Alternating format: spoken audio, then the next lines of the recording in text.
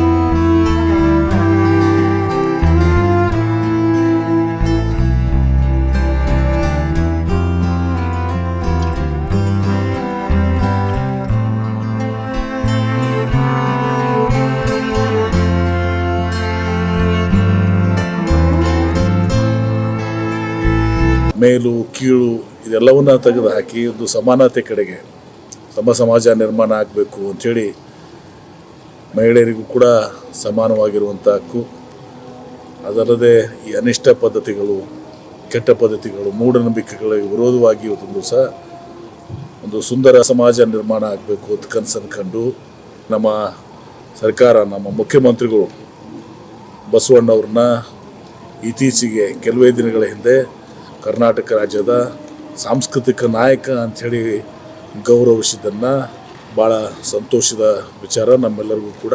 ಇಲ್ಲಿ ಬಂದು ಮಕ್ಕಳು, ವಿಶೇಷವಾಗಿ ಶಾಲೆಯ ಮಕ್ಕಳು, ಎಲ್ಲ ಹಿರಿಯರು, ಕುಟುಂಬದ ವರ್ಗದವರೆಲ್ಲನೂ ಕುಡ್ಕೊಂಡು ಬಂದು ಮುಂದಿನ ಪೀಳಿಗೆಗೆ ಈ ಒಂದು ಅನುಭವ ಮಂಟಪ ಅಂದರೆ ಹೇಗಿದೆ, ಬಸವಣ್ಣವ್ರಿಗೆ ಹೆಂಗಿದ್ರು, ಅವರೆಲ್ಲರ ಬಗ್ಗೆ ಚರಿತ್ರೆ, ಇತಿಹಾಸವನ್ನು, ವಚನಗಳನ್ನ ಎಲ್ಲನೂ ಕೂಡ ಇಲ್ಲಿ ಹಾಕಿ ಭಾಳ ಸುಂದರವಾಗಿ ಇವತ್ತೊಂದು ದಿವಸ ಇದನ್ನು ಏರ್ಪಡಿಸಿದ್ದಾರೆ. ಭಾಳ ಸಂತೋಷ ಆಯ್ತು ಇದನ್ನು ನೋಡಿ. ಬಹುಶಃ ಇದು